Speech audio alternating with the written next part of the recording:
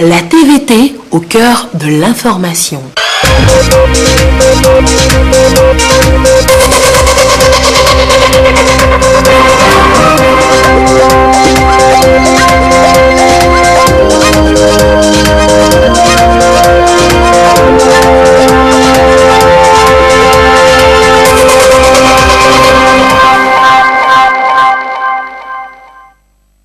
Il est 20h sur la télévision togolaise. Mesdames, Messieurs, bonsoir et bienvenue. Voici d'abord les titres de ce dimanche.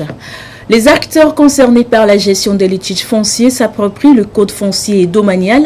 Ils prennent connaissance de la boîte à images mise en place pour faciliter l'appropriation de ce code. Des précisions à suivre dans ce journal. Donner une seconde vie aux déchets pour protéger l'environnement tout en créant des emplois. Pourquoi et comment? Les impacts socio-économiques et environnementaux ne sont plus à démontrer. L'importance de la valorisation des déchets, dossier à suivre dans ce journal. Et puis les feux de brousse précoces, contrairement aux feux de brousse criminels, ils protègent les sols et les préparent pour de nouvelles campagnes agricoles. Une rencontre y est consacrée, elle cadre avec le lancement de la campagne nationale de lutte contre les feux de végétation. On fera le point dans ce journal. Le plan sectoriel de l'éducation du Togo pour les 10 prochaines années fait objet de dissémination. C'est un document d'orientation et de planification des actions en matière d'éducation. Une délégation du ministère de l'enseignement primaire, secondaire et de l'artisanat et celui de l'enseignement supérieur et de la recherche est en tournée à cet effet. L'étape de la région de la Kara avec Nestor Mouzo. Cette rencontre fait suite à celle qui a été tenue à Lomé le 12 novembre par les nouveaux ministres en charge de l'éducation, les députés de la commission éducation et développement socio-culturel de l'Assemblée nationale et d'autres acteurs impliqués dans l'éducation au Togo. Rencontre qui a porté sur la dissémination du plan sectoriel de l'éducation. Le PSE a été révisé pour répondre aux défis et exigences de l'heure afin d'améliorer l'offre éducative. Il s'est donc avéré nécessaire de le faire connaître par les autres acteurs à l'intérieur du pays en vue d'une appropriation des orientations de l'éducation sur les 10 prochaines années. Le plan sectoriel de l'éducation, c'est un document de politique éducative qui donne les grandes orientations du secteur de l'éducation, qui donne les grands objectifs et les grands principes de base qui orientent le fonctionnement du système éducatif dans un pays et qui en même temps propose une planification sur une période bien ciblée. Les résultats que nous voulons atteindre, c'est une transformation structurelle de notre secteur de l'éducation en vue de répondre aux besoins de ressources humaines qualifiées pour le développement du pays. Les stratégies sont définies. Il faut mobiliser les moyens pour réaliser les ambitions. L'État va apporter sa part. On nous a présenté également ce que les partenaires financiers vont apporter, mais il y a encore un gap à remplir. Chacun doit chercher de son côté ce qu'il peut faire pour trouver une petite portion qui vient remplir le gap. La délégation des ministères en charge de l'éducation a parcouru toutes les régions pour expliquer les révisions apportées au plan sectoriel de l'éducation pour que tous les acteurs aient une même compréhension du document afin de faciliter sa mise en œuvre. Ils sont de plus en plus nombreux, ces jeunes qui se lancent dans l'entrepreneuriat au Togo. À leur côté, le gouvernement qui, à travers plusieurs projets et programmes, soutient leurs actions. Le mois d'octobre leur était d'ailleurs dédié. Augustin Kossi nous fait découvrir ce soir quelques-uns de ces jeunes entrepreneurs togolais. Regardez. Angéline a abandonné son travail de bureau il y a quelques années. Sa passion, fabriquer les linges de maison et décorer avec le textile, un métier auquel elle s'adonne à cœur joie. Pour me retrouver dans mon identité, notre linge de maison, la signature, c'est du patchwork. Le patchwork qu'on appelle dans mon patois, dans ma langue, ascension. Donc tout ce qui se fait, c'est à base d'ascension. Maintenant, on rajoute de la broderie, on rajoute des petites touches en utilisant aussi bien le tissé, le lopo de chez nous. Ici, comme chez beaucoup d'autres entrepreneurs, on déborde d'idées pour accélérer la révolution de consommer produits togolais. Dans cet atelier, diverses spéculations subissent des transformations pour donner une plus-value. Ici, c'est la patate douce à chair orange.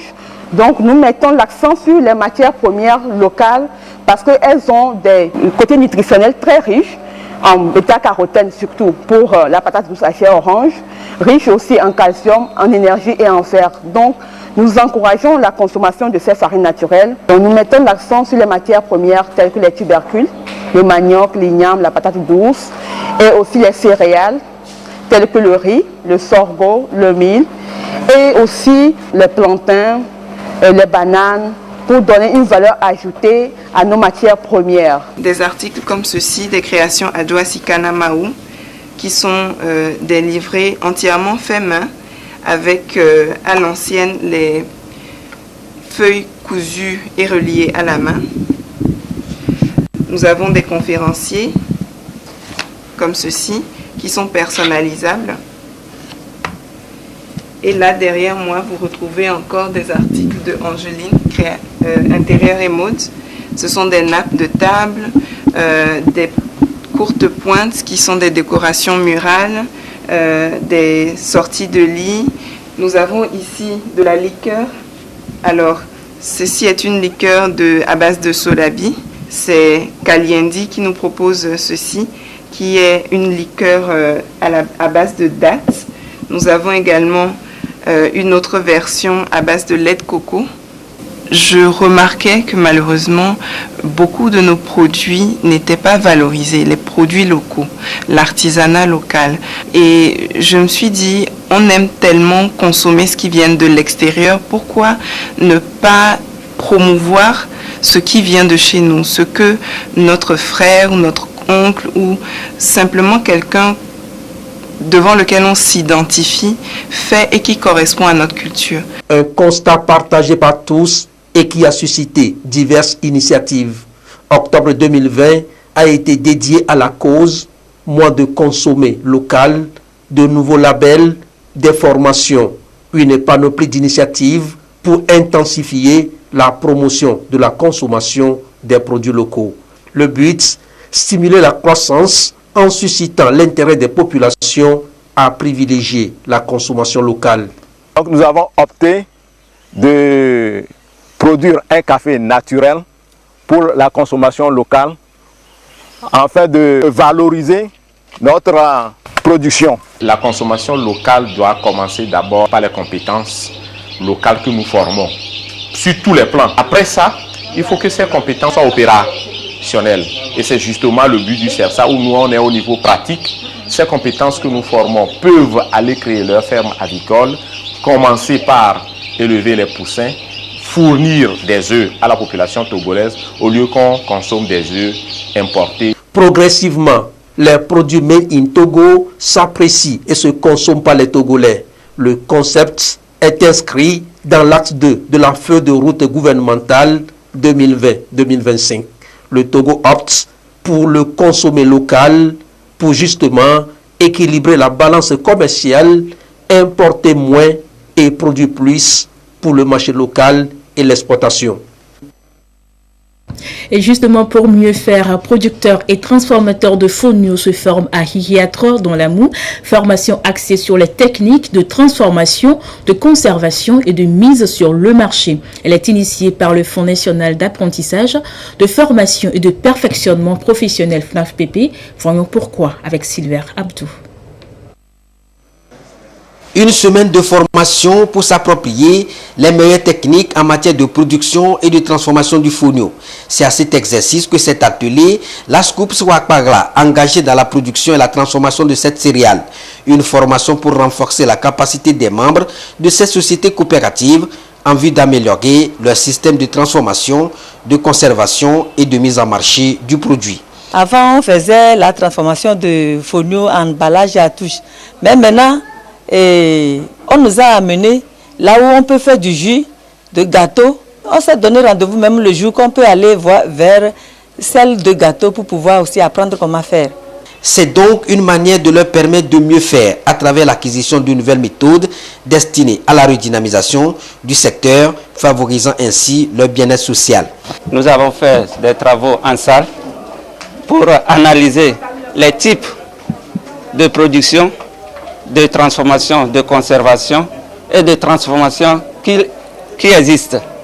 Donc à travers cette analyse, de commun accord, nous avons décidé de celle qui convient le mieux à la coopérative. Le projet est appuyé par FNAFPP, Fonds national d'apprentissage et de perfectionnement professionnel, qui a apporté son expertise pour la promotion du fonio, mais aussi permettre aux acteurs du secteur d'améliorer la qualité de production et de transformation. Aujourd'hui, le Togo est dans la promotion des produits locaux, dans la consommation locale. Il est de bon ton de les soutenir pour qu'ils soient nos ambassadeurs et ambassadrices à l'extérieur du pays. Chaque participant est donc reparti avec une attestation et s'engage à mettre son savoir-faire dans la promotion du fonio pour faire de ce secteur un secteur porteur à haute valeur ajoutée. Une boîte à images pour permettre aux populations de mieux cerner le code foncier et domanial. Les acteurs clés que sont les chefs traditionnels et responsables de comités villageois de développement s'approprient cet outil à Hiriatre dans l'Amou, ce qui leur permettra de mieux gérer les litiges fonciers. On en parlait en titre, à présent le compte-rendu de Silver Abdou. Ces acteurs issus des communautés à la base veulent s'appuyer sur l'utilisation de la boîte à images traduisant l'application du code foncier domanial pour mieux sensibiliser les populations au respect du dit code. Un outil pour assurer une meilleure gouvernance foncière en milieu rural. Nous allons aller à la sensibilisation des populations pour que cette population-là puisse acquérir le code foncier, c'est-à-dire le contenu du code foncier, afin que les problèmes récurrents ou les problèmes concernant les terres sur notre commune trouvent aussi des solutions. Nous allons essayer de sensibiliser et mobiliser les populations qui ont de terrain pour que ça marche bien pour la suite. Tous les débordements essaient de cesser pour la bonne marche de la situation terrain dans notre zone. L'initiative est de l'ONG pour un monde meilleur qui, après une formation à la matière, restitue le message pour une vulgarisation du code foncier domanial. Ceci pour toucher nombre de communautés qui vont s'approprier le contenu en vue de réduire les litiges fonciers qui souvent sont pendants dans les tribunaux. Nous allons parler des directives volontaires qui sont aussi rattachées à ce code foncier. Et nous n'allons pas nous arrêter juste à cette restitution aux leaders communautaires qui sont ici actuellement, les chefs cantons, les présidents de CVD et les femmes leaders. Mais nous allons à la suite aller dans les villages pour avoir maintenant une grande sensibilisation avec les populations directement afin que tout le monde soit au même niveau d'information. La vision, c'est de réduire le maximum possible les conflits fonciers. À terme, c'est de favoriser une meilleure compréhension du code foncier pour qu'il soit bien appliqué dans les communautés rurales, cerner les enjeux et défis en vue d'une bonne gestion des terres et une gouvernance foncière plus responsable dans les communautés à la base. Dans l'actualité également, les étudiants de l'université de Kara jouent leur partition pour une meilleure protection de l'environnement. En attendant la prochaine saison des pluies, ils ont offert des pépinières à la mairie de la commune Kosa 1.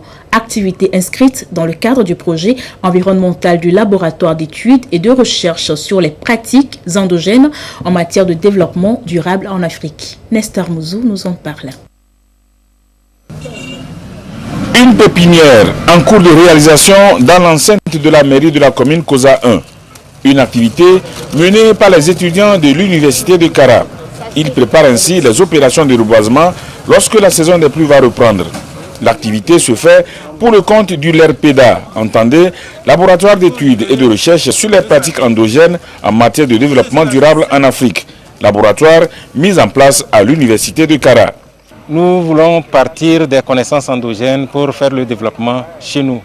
Les succès que nous remportons ne doivent pas se limiter à nous, à notre génération. Ils doivent se projeter dans le temps pour les générations futures. Étant laboratoire, souvent nous sommes cloîtrés à l'université dans les amphis, mais nous avons décidé de faire autrement en allant vers le public, en prenant nos étudiants, en les initiant à des activités concrètes. Ici, vous êtes en train de voir la fabrication d'une pépinière. D'abord, il y a des matériaux. Il faut des pots. Les pots peuvent être en argile, en plastique ou en tout autre élément. Localement, il y a plein de sachets de pure water qui circulent dans la nature. Nous les mettons en valeur. Et puis, vous savez, la saison sèche ici, il n'y a pas d'activité. Comme ça, nous occupons les jeunes aussi, pendant tout ce temps-là, à arroser, à arracher les herbes et à organiser, à arranger, pour que, à la saison pluvieuse prochaine, on ait beaucoup d'arbres à planter. Dans son parcours, le laboratoire d'études et de recherche sur des pratiques endogènes en matière de développement durable a rencontré une ONG du nom de Graines de Vie qui épouse sa philosophie et qui œuvre aussi dans l'environnement. C'est ensemble qu'ils envisagent le reboisement lors des prochaines pluies. Graines de Vie voudrait créer une pépinière géante de 50 000 pieds d'arbres et qu'à la saison pluvieuse prochaine, qu'on puisse planter. Planter, c'est inviter toute personne qui a trouvé l'intérêt de planter, de venir. Ça peut être des associations, ça peut être des personnes individuelles, ça peut être des familles qui viennent. La seule garantie, nous voulons nous assurer qu'ils iront planter et ils en prendront soin. Donc l'ONG nous appuie à le faire et nous faisons le suivi. De cette manière-là, nous aurons une ville verte. On va planter sur les berges des fleuves, on va planter sur les flancs des montagnes, on va planter sur des propriétés privées. Certes, le LERPEDA s'intéresse beaucoup à l'environnement, mais il est pluridisciplinaire. Le développement durable pour lequel il œuvre est orienté aussi vers l'économie, le social, la santé et l'éducation. Collecte, transport, tri, traitement des déchets. Valoriser ces déchets permet d'impacter positivement la société, l'économie et l'environnement. Mais question ce soir, pourquoi est-il si important de valoriser ces déchets? Les éléments de réponse avec Ulricha Mega et Eliagba Nyadao. Selon la direction des services techniques, la ville de Lomé seule produit plus de 300 000 tonnes de déchets par an. Ces déchets sont généralement déversés dans la nature. Cela nécessite des actions urgentes et innovantes pour donner une seconde chance, une seconde vie à ces déchets. Et en la matière, plusieurs procédés existent. Il y a la valorisation des déchets organiques à travers le compost. Il y a la valorisation aussi des déchets plastiques. Selon même le même type de déchets, on a différents types de valorisation. Aujourd'hui, on a la chance aussi d'avoir une organisation qui valorise les déchets organiques pour faire du biocarburant. Avec l'industrialisation, on a une complexité, une multitude de déchets qui sont produits, dont certains mettre dans un process, ça devient coûteux. Quand c'est coûteux, on peut dire que ce n'est pas valorisable parce que ça ne serait pas, on ne va pas donner de valeur ajoutée. Mais pratiquement tout peut se valoriser. Maintenant, quand on va regarder en termes économiques, il y aura certains qu'on pourra dire, en fonction de la technologie qu'on maîtrise, qu'on pourra valoriser facilement. Un rapport de la Banque mondiale datant de 2012 alerte sur l'augmentation de 110% des déchets urbains ménagers dans le monde d'ici 2025. Le Togo, pour sa part, mène des actions sur le terrain pour faire obstacle aux effets socio-économiques et environnementaux que pourrait engendrer le phénomène. En matière de recherche, il y a beaucoup d'activités qui sont menées au niveau de l'université de Lomé. Il y a les stages, la transformation des déchets en biogaz, la transformation en déchets verts en charbon, qu'on appelle charbon vert, la transformation des plastiques. Il faut assainir le cadre de vie, donc il faut pouvoir évacuer. Et donc il y a tout l'effort qui est fait pour asseoir un dispositif de collecte et d'évacuation des déchets. Nous avons un centre d'enfouissement technique des déchets à Akepe qui permet également d'offrir un certain traitement aux déchets qui respectent les normes environnementales. Tout ceci nécessite des efforts à tous les niveaux, tant du côté des autorités du pays que des citoyens qui sont d'ailleurs des acteurs majeurs. Nous avons des espaces verts, nous avons besoin d'espaces verts. Il faut reboiser. Et pour reboiser, on a besoin de fertilisants, on a besoin de compost, on a besoin de terreau. Il faudrait que chaque citoyen comprenne que plus il produit les déchets, plus il doit payer pour le traitement de ces déchets. Et si chaque citoyen décide de réduire sa production de déchets, moins on aura de déchets. À chacun de prendre conscience de la situation en vue de capitaliser les acquis et porter des réflexions collectives sur la valorisation des déchets au Togo. L'actualité ce soir, c'est aussi cette campagne nationale de lutte contre les feux de végétation. Elle a été lancée hier à Ogaro dans le Pendia l'Ouest. L'initiative vise à rappeler aux populations à la base les conséquences néfastes des feux de brousse et mettre en place des comités anti-feu au sein des communautés. Des précisions avec Tiazinam Bagar. Le ministère de l'Environnement allume ici un brasier pour lancer officiellement les feux de brousse précoces sur toute l'étendue du territoire pour le compte de sa campagne nationale de lutte contre les feux de végétation 2020-2021. La pratique est promue depuis quelques années pour endiguer les feux de végétation tardifs qui, eux, ont un effet dévastateur sur l'environnement et la biodiversité. Nous assistons à des pertes des biens des populations et même malheureusement nous assistons à des pertes en vies humaines. Il y a une stratégie nationale de gestion de ces feux-là pour pouvoir sauvegarder les populations et les biens et également sauvegarder l'environnement. Il est essentiel quand même que nous nous retrouvons de temps en temps pour mobiliser les populations. Et on va animer les causeries autour de la question pour que les populations soient outillées dans la conduite des activités devant protéger leurs biens. Les causeries se sont déroulées ici au centre Carto à Ogaro, dans la préfecture de Pendial-Ouest. La sensibilisation a porté sur les mesures préventives pour limiter les dégâts des feux de brousse.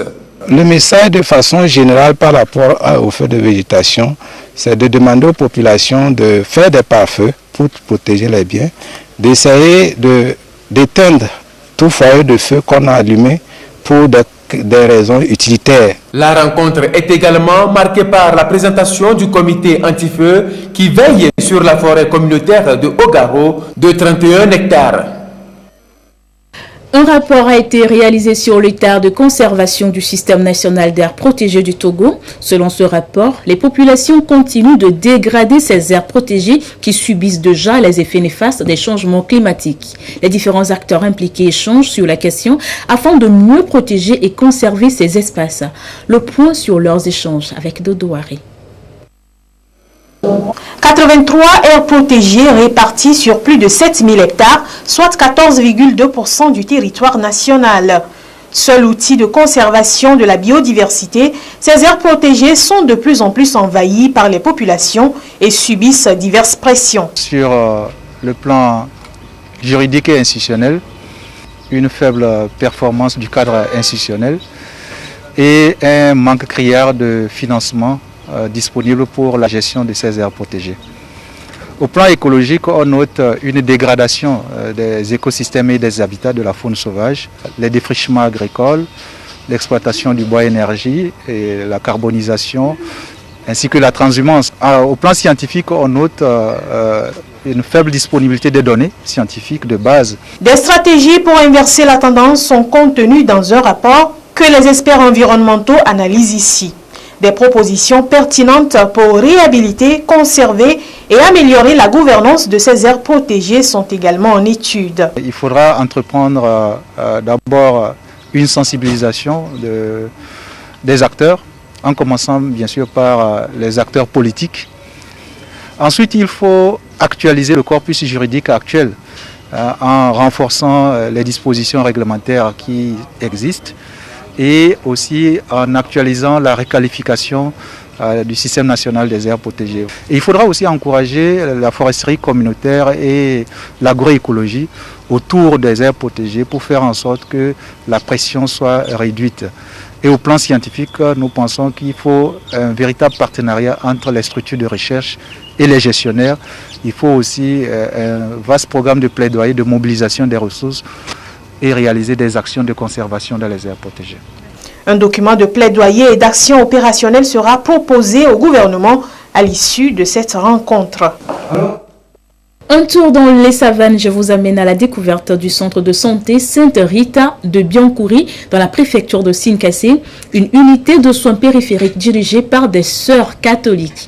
Elles offrent des soins de santé à moindre coût aux populations vulnérables. Suivez l'extrait de ce documentaire sur ce centre, documentaire réalisé par Tiazinam Baga. Situé à une dizaine de kilomètres au sud-est de la ville de Sékansé, le centre de santé Sainte-Rita de Biancouri est une unité de soins périphériques. En tant que telle, elle relève du district sanitaire de Séquencé.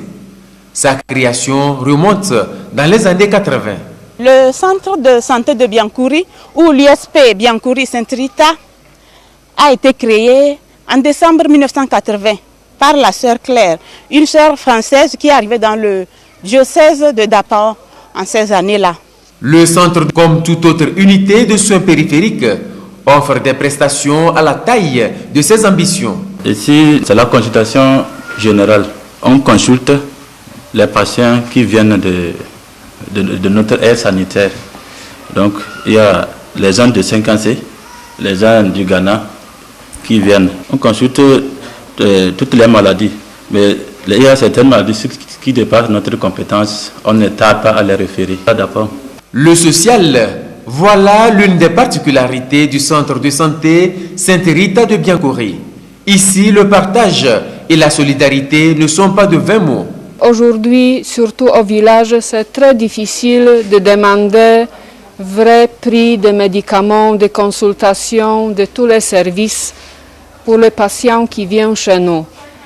Donc, grâce aux collaborations de nos amis, certaines associations d'Espagne, de la France et de la Pologne, surtout maintenant, pendant la période de coronavirus, nous avons beaucoup d'aide pour achat de nourriture, pour achat de savon, ce qui est nécessaire pour les cas, surtout de familles très pauvres.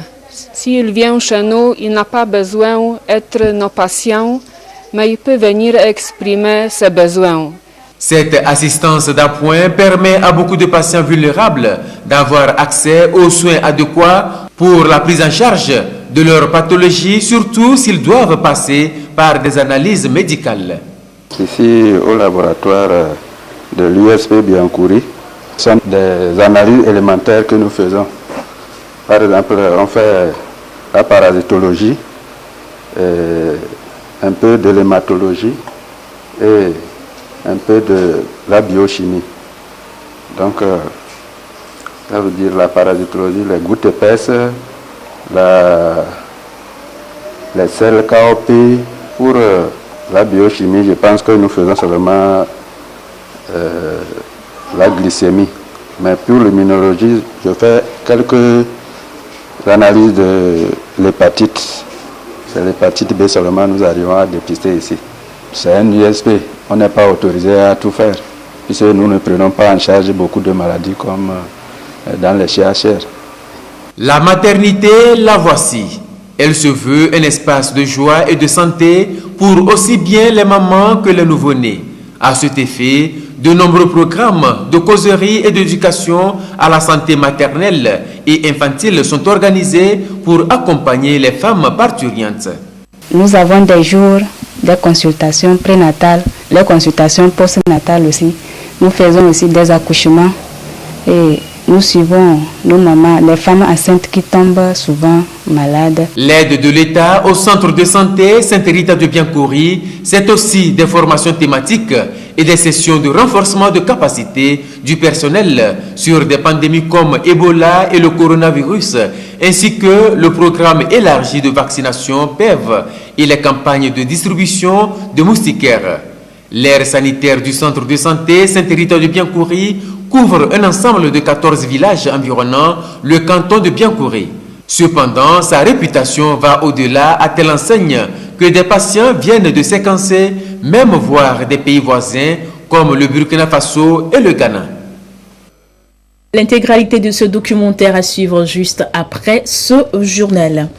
Je vous fais à présent le point sur la situation de la pandémie au Covid-19 au Togo ce dimanche 22 novembre 2020. Nombre de cas confirmés 2843. 39 nouveaux cas depuis hier. Nombre de personnes guéries 2248. 39 nouveaux guéris. Nombre de cas actifs 531 et 64 décès. Un communiqué signé par le professeur Moustapha Midjiawa, ministre de la Santé, de l'Hygiène publique et de l'accès universel aux soins.